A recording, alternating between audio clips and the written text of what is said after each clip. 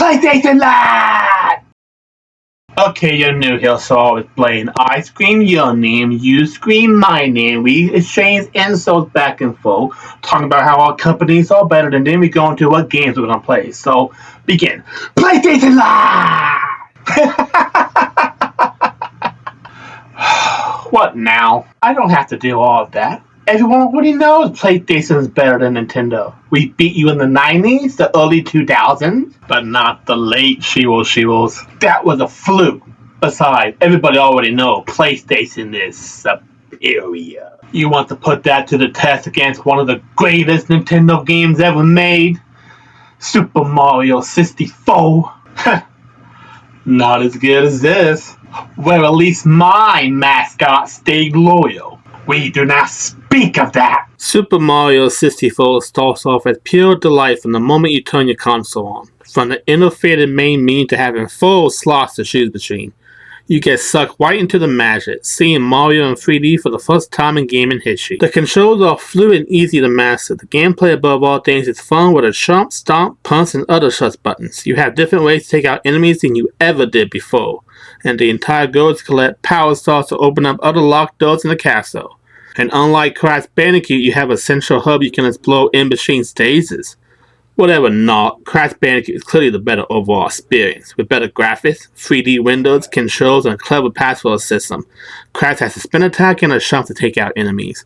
And at least we don't create the illusion of choice. Super Mario 64 may look like it has choices, but it's still a straight line to the finish, which is honest about it. Who wants to play a boring average platformer when you can play it from the king of the genre? Better graphics, my left foot. Nintendo knew how to program for 3D games long before either PlayStation or Sega figured it out.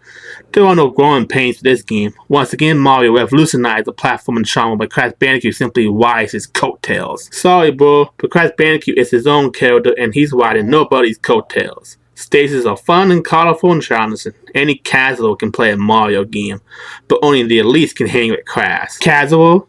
Casual? You think Mario is for casuals? You clearly never played a Mario game in your life. Mario is accessible to all types of gamers, from casual to hardcore gamers who love a challenge. Yes, Mario starts off easy, but at least it's possible to get to the end, unlike the extremely difficult Crash Bandicoot one that made children cry in their beds. Would you say it's Nintendo hard? Shut up. Not to mention Mario has the most memorable bosses. Who can forget King Bomb or Wump? Not to mention good old Bowser himself. Just lame bosses based off regular enemies. Crash Bandicoot has unique characters to add bosses like Papu or Whippooroo. Not to mention Dr. Cortez.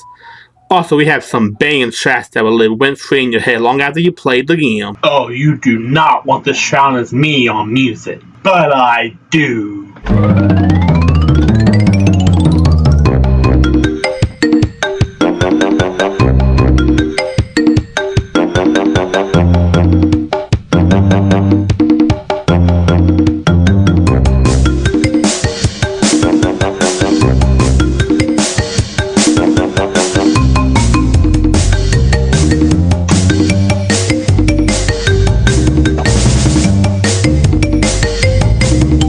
Are you done?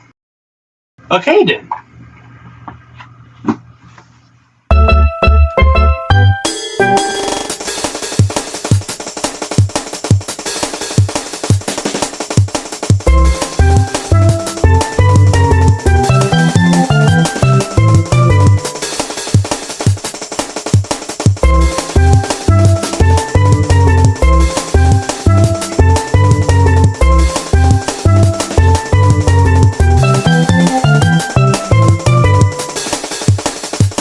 Super Mario 64 is the greatest platforming game of not just the 90s, but of all time. Yo, wrong. Crash Bandicoot is the greatest platforming game of the 90s. Super Mario 64, Crash Bandicoot. Super Mario 64, Crash Bandicoot. God, I missed this.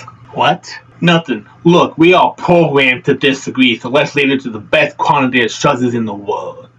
Random users on the internet. That seems dangerous. Anyway, do you agree with me and think Super Mario 64 is the greatest platforming game ever?